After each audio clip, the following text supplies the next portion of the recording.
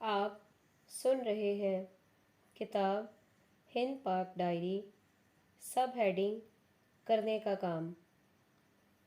India اور پاکستان کے مسائل بھی ایک ہیں اور ان کا حل بھی ایک۔ دونوں ملکوں میں ہر قسم کے امکانات اپنی اعلیٰ صورت میں موجود ہیں، مگر واحد چیز جہاں دونوں ملکوں کی قسمت رکی ہوئی ہے وہ دونوں کے درمیان تعلقات کا نارمل نہ ہونا ہے۔ قدیم مثل ہے کہ انسان ہر دشمن کا تحمل کر سکتا ہے مگر وہ اپنے پڑوسی سے دشمنی کا تحمل نہیں کر سکتا۔ انڈیا اور پاکستان کے معاملے میں یہ مثل اپنی بدترین صورت میں صادق آتی ہے۔ یہ کہنا غلط نہ ہوگا کہ انڈیا اور پاکستان کے درمیان اس وقت ایک غیر اعلان شدہ جنگ کی حالت قائم ہے۔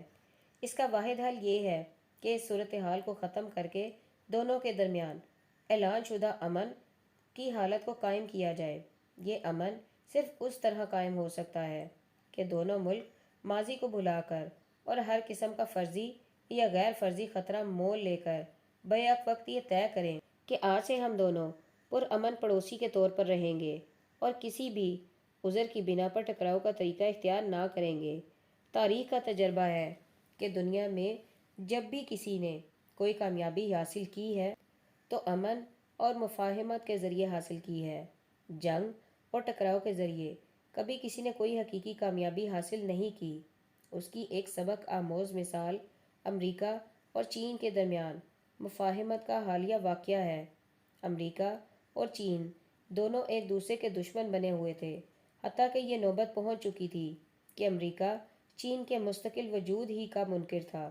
اس نے چین کو مین لینڈ کا نام دے رکھا تھا، مگر آخرکار امریکہ کے حقیقت پسند مدبرین کی سمجھ میں آیا کہ چین کے ساتھ رقابت کی پالیسی خود ان کے اپنے مفادات کے خلاف ہے۔ امریکہ چین کو جیسا دیکھنا چاہتا ہے ویسا اسے بنانے کے لیے بھی قابل عمل راستہ یہی ہے کہ نرمی اور مفاہمت کے اصول پر چین کے ساتھ معاملہ کیا جائے۔ اس سلسلے کا صرف ایک حوالہ یہاں نقل کرنا مفید ہوگا۔ 20 دسمبر 2000 کو امریکہ کی سینٹ نے ایک غیر معمولی قانون کو منظوری دے دی۔ اس قانون کے مطابق چین کو وہ درجہ مل گیا جس کو امریکہ میں PNTR کہا گیا ہے۔ امریکی مدبرین کا خیال ہے کہ اس کے ذریعے ایک طرف امریکہ کی خوشحالی بڑھے گی اور دوسری طرف چین میں ڈیموکریسی آئے گی۔ امریکہ میں بہت سے لوگ اپنے روایتی مزاج کی بنا پر اس کے خلاف تھے کہ چین کو اس قسم کا دوستانہ درجہ دیا جائے۔ نئی دہلی کے انگریزی روزنامہ ہندوستان ٹائمز کی رپورٹ کے مطابق امریکہ کے اس وقت کے صدر بل کلنٹن نے اپنی جوابی تقریر میں کہا کہ امریکہ کا گھونسا دکھانے کے بجائے اپنے پھیلے ہوئے ہاتھ کے ذریعے چین میں زیادہ اثر رسوخ حاصل کر سکتا ہے۔ ہندوستان اور پاکستان کو اگر ترقی کرنا ہے تو دونوں ہی کو یہ کرنا ہوگا کہ وہ آپس میں حریفانہ تعلق کو ختم کریں اور دوستانہ تعلق کو بڑھائیں۔ تعلقات کی بہتری کا یہ کام نہ ٹریک 1 ڈپلومیسی کے ذریعے ہو سکتا ہے اور نہ ٹریک 2 ڈپلومیسی کے ذریعے اور نہ کسی ٹریک 3 ڈپلومیسی کے ذریعے۔ اس کا واحد حل یہ ہے کہ دونوں کے درمیان فوری طور پر اور غیر مشروط طور پر امن قائم کیا جائے۔ دونوں ملکوں کو یہ جاننا چاہیے کہ اس دنیا میں ترقی کا راز جغرافیائی خطے کی توسیع نہیں بلکہ حاصل شدہ جغرافیائی خطے کی تعمیر ہے۔ موجودہ زمانے میں اس اصول کی بہترین مثال سنگاپور کی صورت میں پائی جاتی ہے۔ نمبر 2، دونوں ملکوں کے درمیان اس طرح تعلقات کو نارمل بنانے میں سب سے بڑی وجہ کشمیر کا مسئلہ ہے۔ حتیٰ کہ یہ کہا جانے لگا ہے کہ کشمیر تیزی سے جوہری جنگ چھیڑنے کا میدان بنتا جا رہا ہے۔ مجھے یقین نہیں کہ دونوں میں سے کوئی ملک اس دیوانگی تک پہنچ سکتا ہے کہ وہ ایٹمی جنگ چھیڑ دے، جو بلا شبہ دو طرفہ خودکشی کے ہم معنی ہے۔ تاہم یہ یقینی ہے کہ کشمیر کا مسئلہ اگر اسی طرح باقی رہتا ہے تو دونوں ملکوں کی ترقی رکی رہے گی۔ کچھ عرصہ پہلے میری ملاقات اقوام متحدہ کے ایک ذمہ دار سے ہوئی۔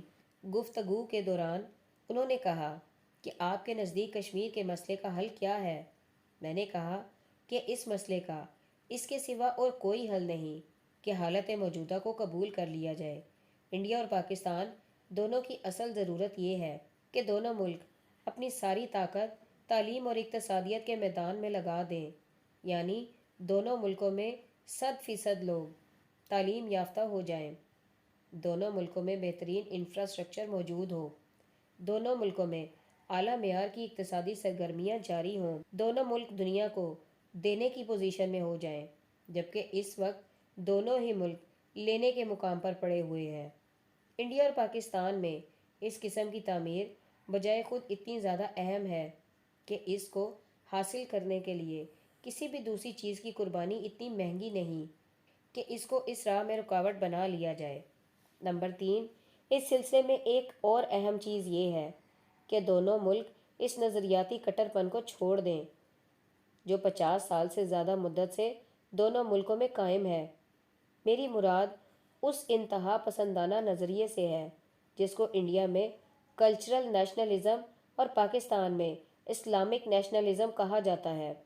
انڈیا میں کچھ لوگ یہ اصرار کر رہے ہیں کہ قومیت کی بنیاد پر قدیم بھارتی کلچر ہے، دوسری طرف پاکستان کے کچھ پرجوش لوگ یہ اعلان کر رہے ہیں کہ پاکستان کی قومیت اسلام پر مبنی ہے۔ یہ دونوں نظریات یکساں طور پر کٹر پن کے نظریات ہیں، وہ نہ تو درست ہیں اور نہ وہ اس دنیا میں قابل عمل ہیں۔ قومیت کی قابل عمل اور عالمی طور پر تسلیم شدہ بنیاد صرف ایک ہے اور وہ ہے مبنی بر وطن قومیت۔ قومیت کو عقیدہ اور مذہب سے جوڑنا ایک ایسا ڈاگمیٹزم ہے جو اس دنیا میں سرے سے قابل عمل ہی نہیں۔ نمبر 4، دونوں ملکوں کے درمیان تعلقات کو نارمل بنانے کے لیے ضروری ہے کہ دونوں ملکوں کے درمیان آمد و رفت کو پوری طرح کھول دیا جائے۔ انڈیا اور پاکستان کے درمیان اگر آزادانہ اختلاط شروع ہو جائے تو اس سے دور رس نتائج حاصل ہوں گے۔